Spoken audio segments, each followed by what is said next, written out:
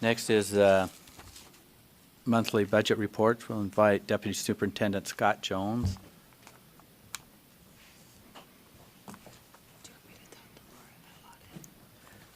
Sure she's going to do it. Thank you.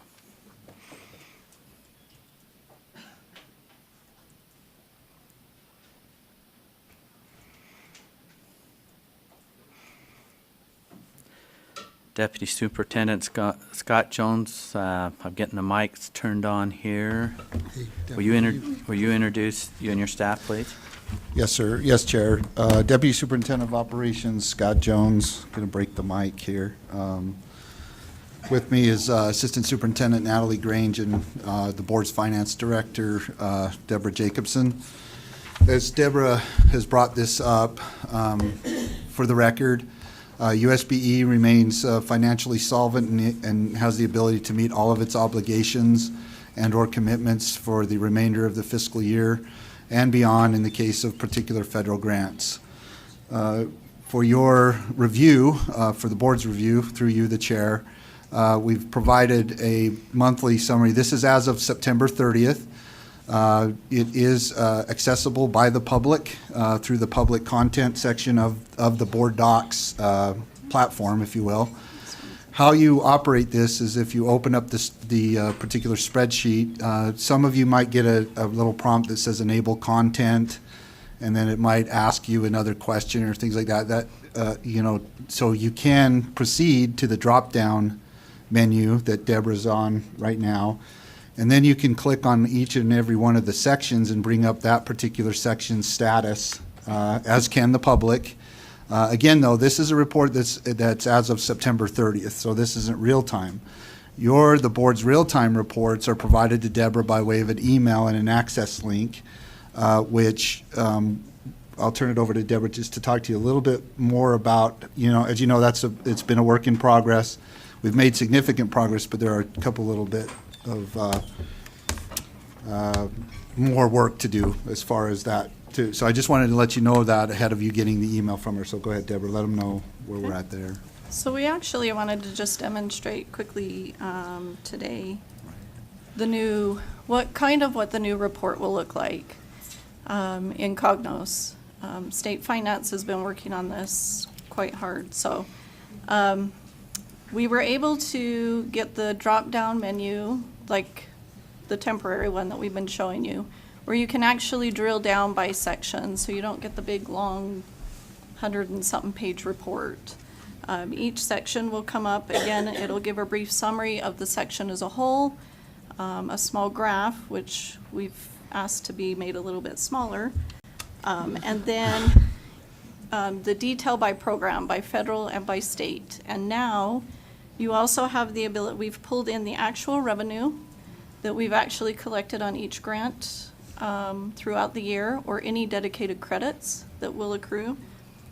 You've got current year or current month expenditures, year-to-date expenditures. We've now added in, because our programs do roll from year to year when they have carry forward. So we now have added in the prior year expenditures as well. Your encumbrances for the current year, and then the remaining amounts for the year.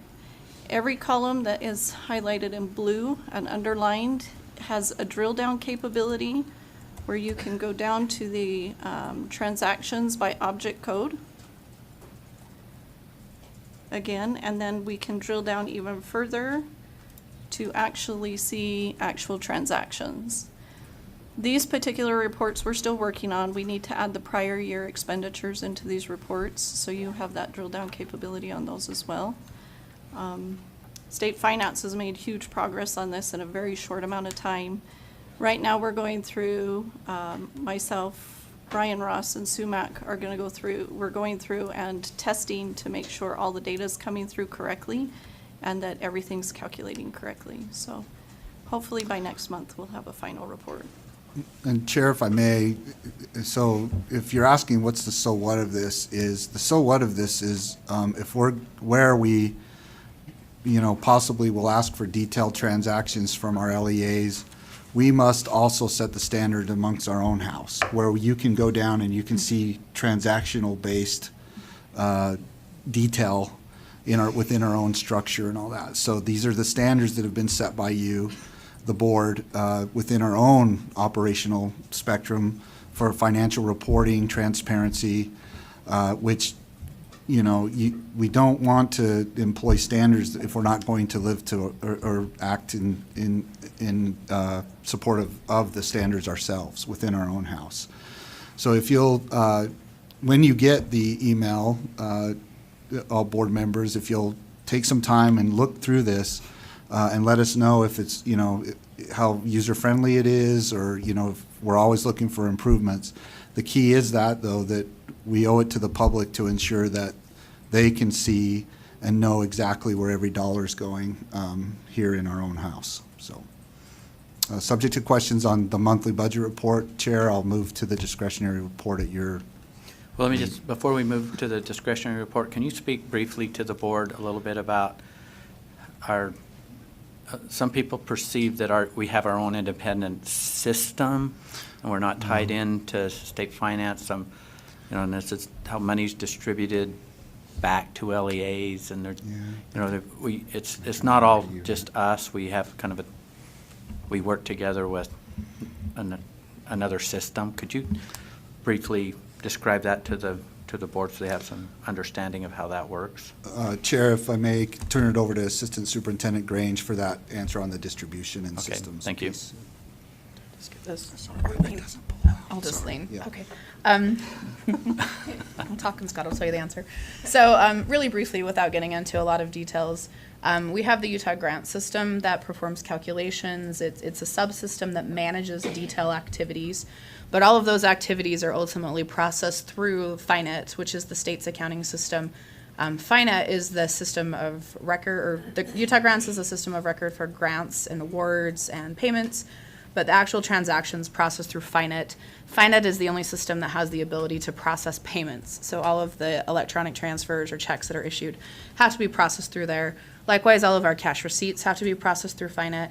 And I think perhaps maybe the question is, we have the ability to set standards and policies and guidelines about how we process things through the subsystems, which are obviously Utah grants. But at the end of the day, the actual accounting policies, rules, guidelines, and timelines are all established by state finance. So even though we have a little bit of autonomy to process our grants, there are still guidelines that we have to fit into. We have to follow the same practices as other state agencies. There's a whole set of policies and procedures that our staff is currently reviewing to ensure that we comply with them and that we fit in with the state reporting model.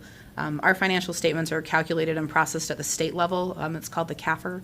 We participate in a statewide audit where we have to ensure that we comply with all the policies that other agencies do. So I don't know if that answers the question. Thank you, Natalie. And the reason for that question is I just recently, as of yesterday, I had several board members ask, do we cut the checks? Where does this come? And et cetera. And of course, we have staff nodding their head left and right, not up and down, but we work with the state on this. And so thank you for that clarity and answering that question. Did you have more to add to this? Not to the monthly budget report, so with your permission, sir, we'll move to the Okay, discretionary. I'm not seeing any other comments, so. Okay. So key takeaways from the discretionary report are in the upper right-hand corner, are remaining unencumbered balances. Why I'm bringing this up specifically for the benefit of the board, all board members, tomorrow during the Finance Committee, staff will propose use of those remaining balances, specifically state funds, general funds, and the federal mineral lease. The proposal is in the agenda item that supports the process that we're taking in the Finance Committee meeting tomorrow. What I'd respectfully request is that all board members may want to take a look at that particular agenda item within the Finance Committee, the proposals that we're making so that you can advise your peers or your Finance Committee members on whether or not you support what we're going to request that the Finance Committee basically ratify or make as a recommendation to you for your December meeting on how best to spend the remaining balances within these within the discretionary account.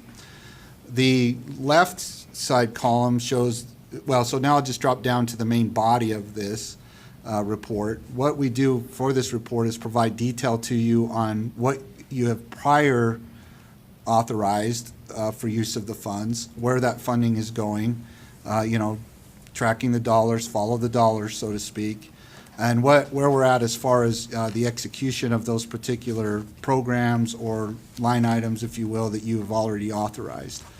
So then tomorrow, subject to the Finance Committee's review, questions, concerns, all that, they make another recommendation, so we should see the remaining balances start to drop for commitments to continue the fantastic and superb operations we're doing here on the road to awesome. So any questions or concerns about the discretionary report, Chair, we'll take those now. But again, if we're going to make significant progress tomorrow on execution of the remaining balances. Okay. Board members, any questions or comments?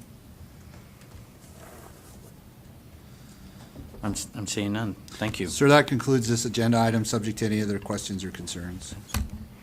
Well, thank you for your report.